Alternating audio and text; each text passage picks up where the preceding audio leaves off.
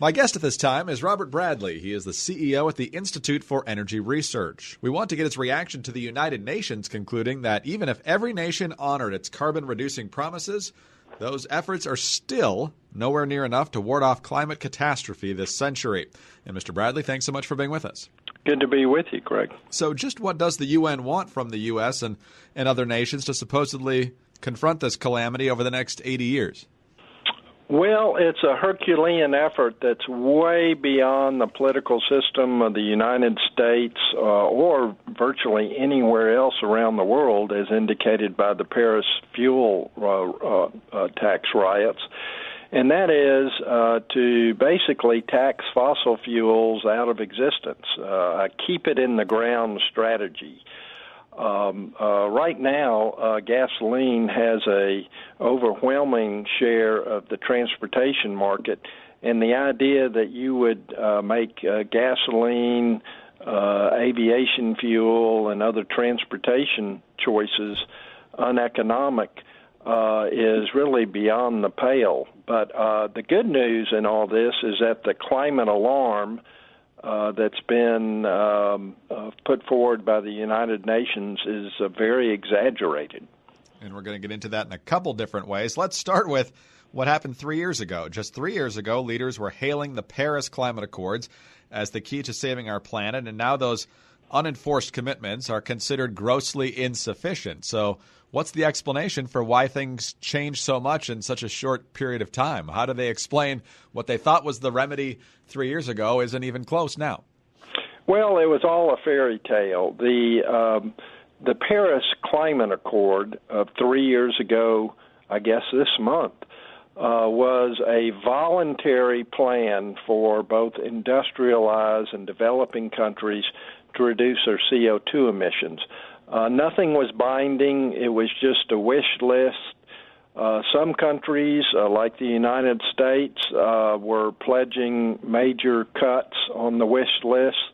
Other countries, such as China and India, pretty much had business as usual for a number of years. And that's why Trump pulled the U.S. out of the Paris Accord, because even though it wasn't binding, the burden on the U.S. was so much greater than the developing countries.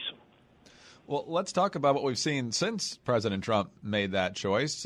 Based on numbers that I've seen, the U.S. is actually honoring agreements we're no longer beholden to, and a lot of the nations that are still in the Paris Accord and are appalled that we're not, are not meeting their obligations. Well, that's true to a certain extent. However, this year it looks like CO2 emissions in the U.S. are actually going to go up. Now, as a whole, the United States has reduced its CO2 emissions in the last decade or more by about 12%. So the U.S. has made progress in the sense that natural gas has outcompeted coal, and a number of coal plants have closed down.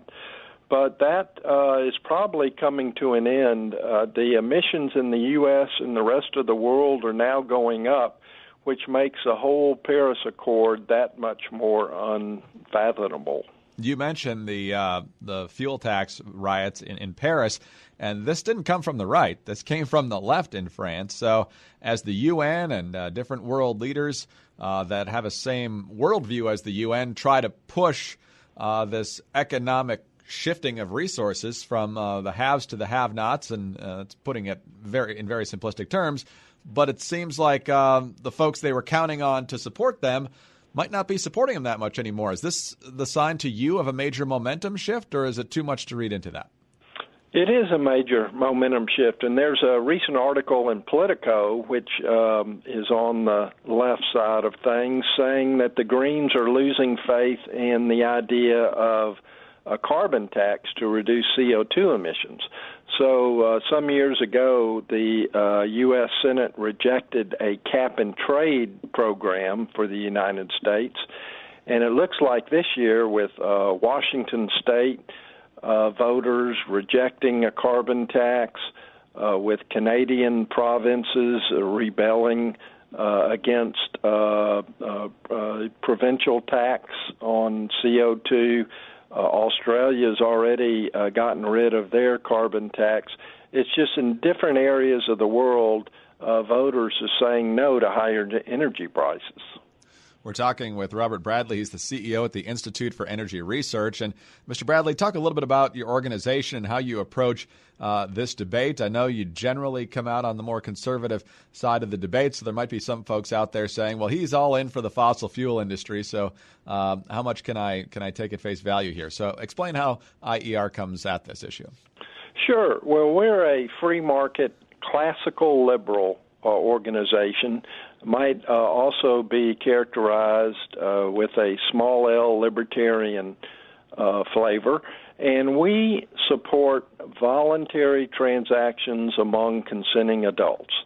And that's sort of a fancy way of saying with private property rights, voluntary exchange, rule of law, that energy decisions are best made by consumers. So we're pro-consumer, we're pro-taxpayer, we're anti-coercion, and we're particularly concerned about those that say we're running out of oil and gas, therefore we need government intervention, and that carbon dioxide, CO2, is a pollutant, and we need world government to forcibly reduce our CO2 emissions.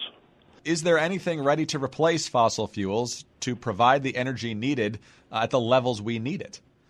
Absolutely not. And if you look at the history of energy, the market share of renewable energy for most of mankind's history was 100%.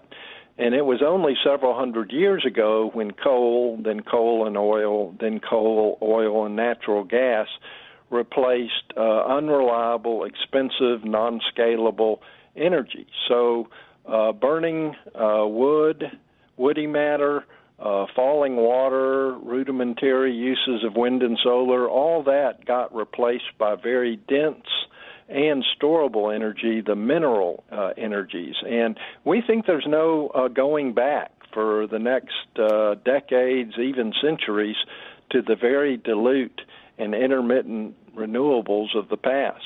So given the emerging technologies, there's no way to ramp up wind and solar and bio and other ways to get to that level ever? No, well, I can't say forever, but in the foreseeable future, it's just really the miracle energies are the sun's work over the millions of years that have given us oil, gas, and coal. And the sun's flow, let's say solar, for example, is so dilute that you need a tremendous amount of capital investment to try to turn a very dilute source into usable electricity. And then you have to add storage on top of that to make sure that the solar power can indeed provide our uses around the clock. And the miracle, really, of mineral energies, including uranium for nuclear, is that you have a very concentrated, storable energy source. Mr. Bradley, I'm not an economics major, but if they want to bring in alternative fuels that they can't match the capacity for, that would suggest there would be a scarcity, which means prices would necessarily have to skyrocket, as our former president said. What kind of difference in costs would we be looking at, do you think? Oh, gosh. You can fit in a little bit of renewables, such as we're doing today through government tax preferences and mandates, and get away with it because, 80% of our energy mix today is fossil fuels. But as you increase the percent, as you force more wind and solar on the system, it can become very expensive. And in Germany, they had a forced transportation or forced transition to wind and solar, and they're paying a very high price for it, and they're going to be going the other way in future years. They're going to go back to coal, actually. Last question. We talked about what happened in Paris and how it might be a momentum change in this overall debate about how much money needs to be shoveled into this climate effort. So if, in fact, this is a momentum change, what do you expect to happen here, both politically and in the industry, coming forward here in the next few months and years? Well, there's something else that's on the table. Now that left and right realize that we're not going to reduce our fossil fuel usage in any significant way, much less what's required to meet the UN wishes, there's a new initiative to capture CO2 out of the air, carbon capture and storage.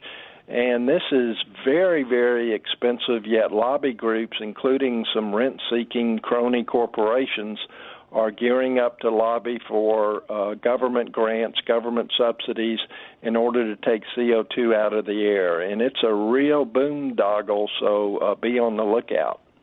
Mr. Bradley, fascinating discussion, and we didn't even really get a chance to touch too much on the fact that the U.S. is now a net exporter of oil for the first time since the Truman years. Real quick, what's the significance of that? Well, no one predicted it. We had a scientific consensus about peak oil, peak natural gas. That's been wholly refuted. And we still have this consensus on climate alarmism, but I think the scientific momentum is moving away from that.